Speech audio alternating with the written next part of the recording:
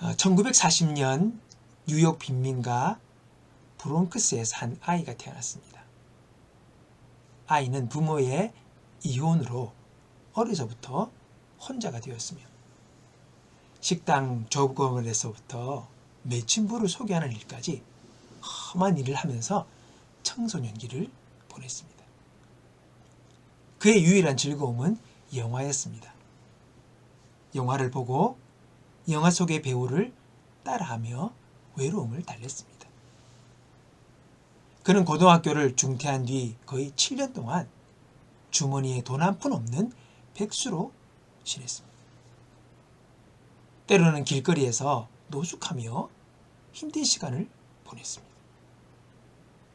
그런 중에도 영화에 관한 관심을 잃지 않았던 그는 27살 때 연기학교에 다니게 됐고 5년 뒤 자신이 주연한 영화를 발표하게 됐습니다.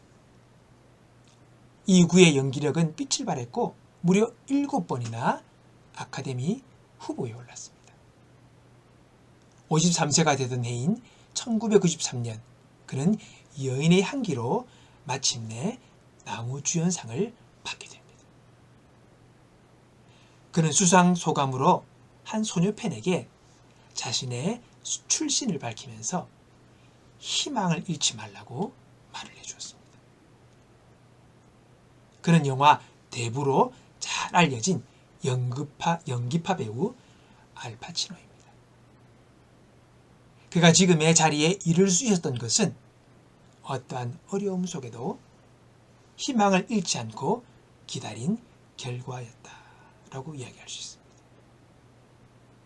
여러분, 기다리면 소망이 이루어집니다.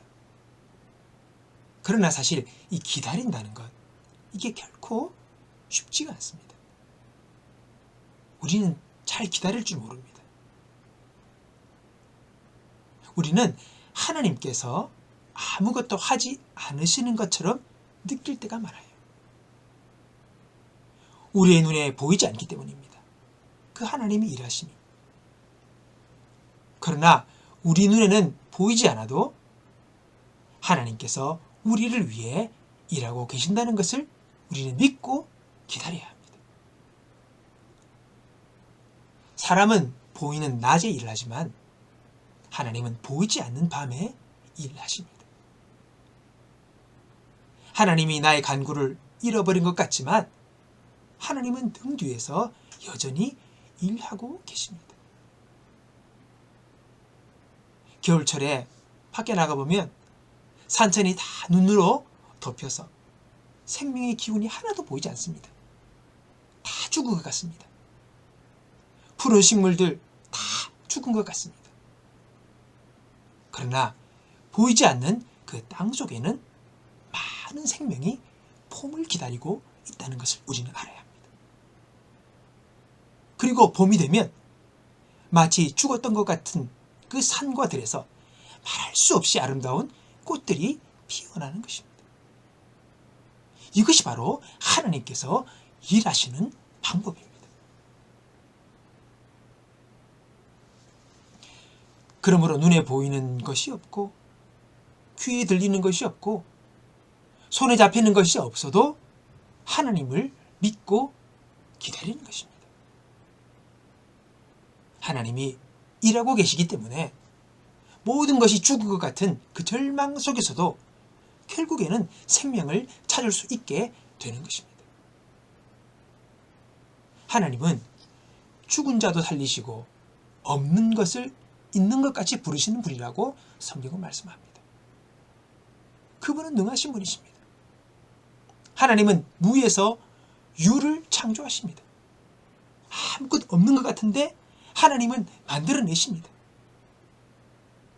삶이 아무리 춥고 공고해도 희망이 있으면 견딜 수가 있는 법입니다. 그 희망이 우리를 견디게 또 합니다. 우리가 희망을 버릴 뿐이지 희망은 절대로 우리를 버리지 않습니다. 오늘 본문에서 다윗은 기가 막힐 상황에 놓여 있다고 합니다. 기가 막힐 웅덩이에 자기가 빠져 있는 거예요. 공포와 두려움이 가득한 그것이 넘실거리는 그런 처지에 그가 놓여 있었습니다. 어찌할 바를 모르는 답답한 상황에, 낙심의 상황에, 두려움의 상황에 처해 있었던 것이죠. 그래서 그는 하나님께 기도했습니다. 그리고 기다렸습니다. 어떻게 기다렸느냐? 한번 그냥 기다린 게 아니라 기다리고 기다렸다고 다윗은 고백합니다. 시간이 필요했던 거죠.